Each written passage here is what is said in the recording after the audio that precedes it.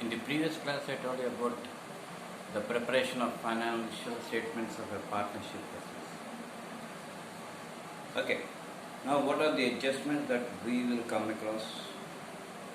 All these things just for your revision purpose I am telling you. First one is closing stock. The closing stock is valued at cost price or market price, whichever is less.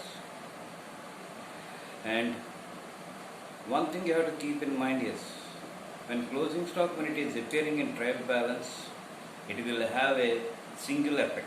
That is, it must be shown on the asset side of the balance sheet. Suppose if closing stock, if it is appearing as an adjustment, then you will come across twofold effect. It will appear on the credit side of trading account, and the second thing is it will appear as an asset on the asset side of the balance sheet. Outstanding expenses, second one is yet to be paid. Some expenses which are yet to be paid are outstanding expenses. When they are appearing in trial balance, they will appear they will be added to the concerned expenditure in the profit and loss account on the debit side. Suppose when it is appearing as adjustment, it will have twofold effect. It must be added to the concerned expenditure on the debit side of profit and loss account, and the same amount it must be shown on the liability side of the balance sheet. Next, prepaid expenses.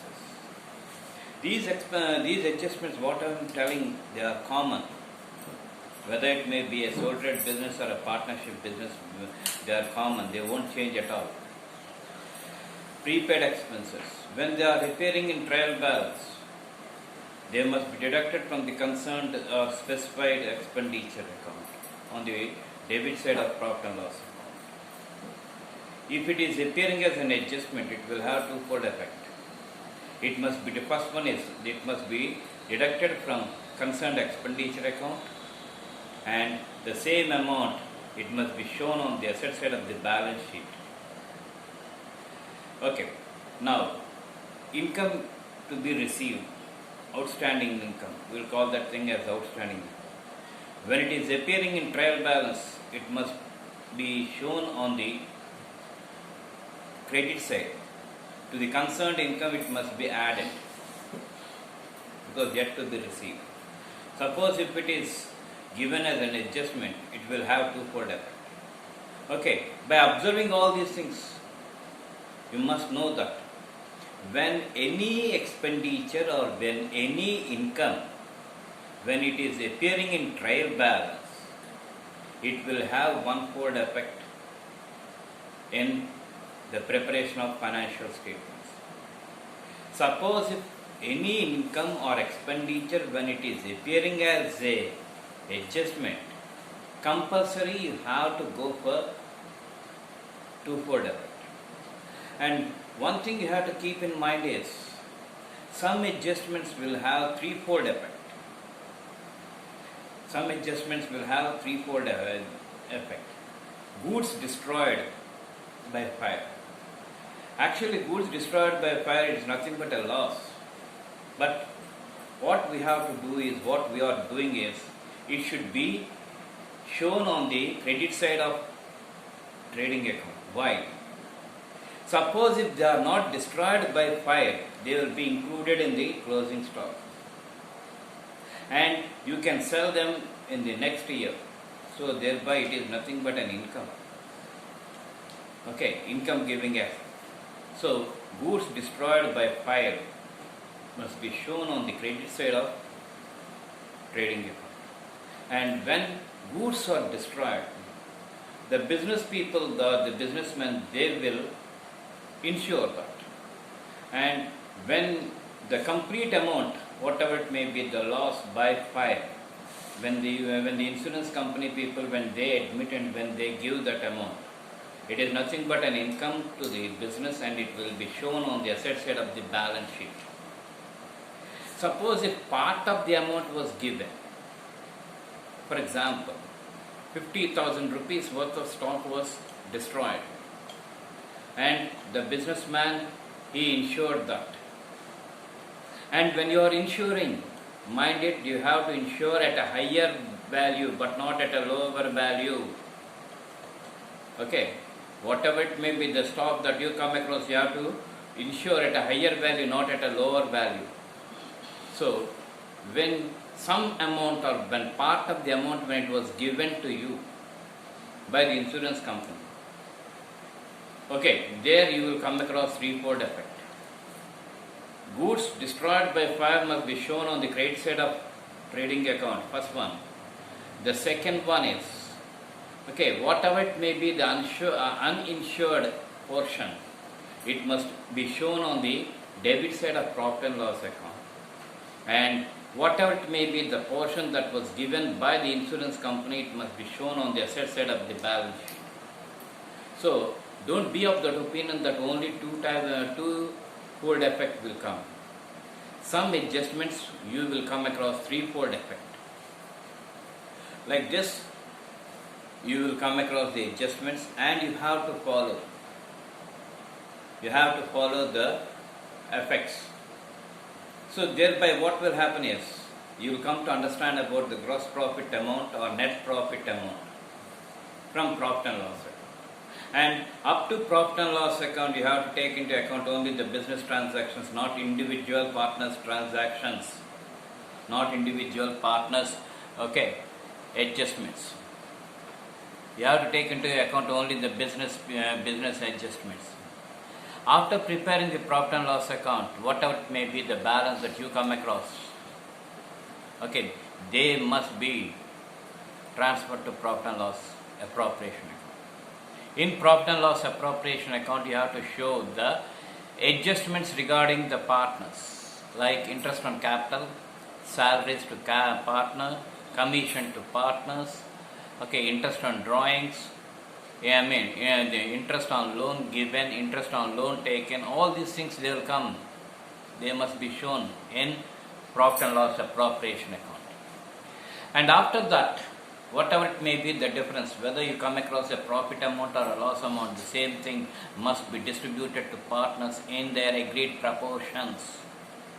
If not, you have to distribute equally. You have to distribute equally and on the basis of their capitals. In this context, I am going to ask you one question.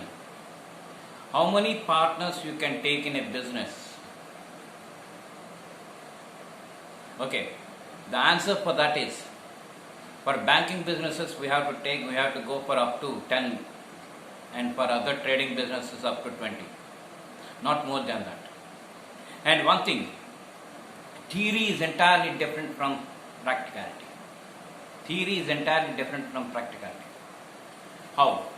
When you go for theory, partner, first partner, second partner, third partner, like that you will come across. But in practice, okay, you will come across managing partner and other partners. Managing partner is the person who is contributing more amount. We will call that person as managing partner. And the other persons as the secondary partners or the simple partners. So there is a lot of difference between theory and practicality. Whatever it may be, I am going to tell you the theoretical part as well as practical part. Both the things. I don't want to satisfy with theory.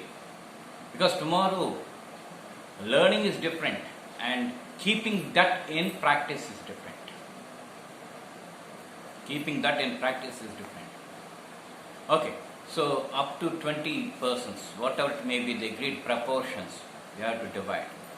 Then, you have to go for the capital accounts. When you go for capital accounts, first of all, you must be very careful in this. First thing is, what type of methods they are following. The business people, what type of methods they are following.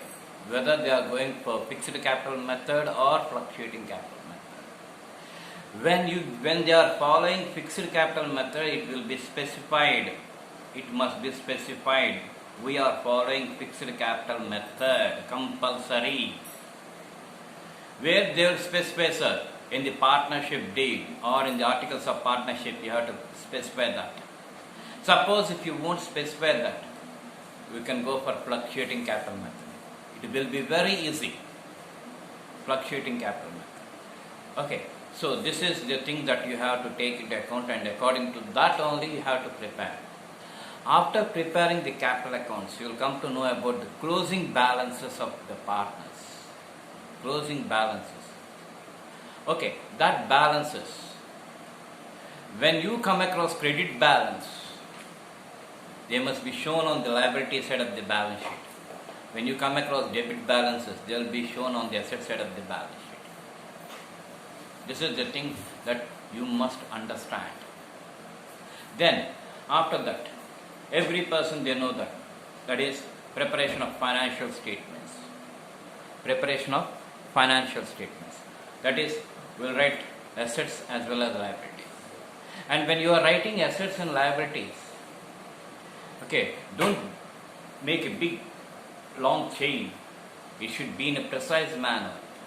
It should be in a precise manner. That's why we are going for this capital accounts.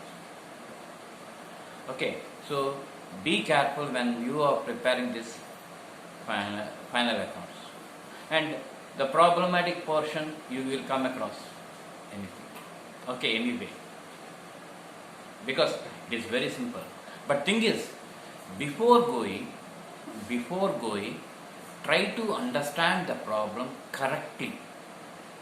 Try to understand the problem very, very correctly. And carefully, 1 to 2 times or 3 times or 4 times, whatever it may be, please read that.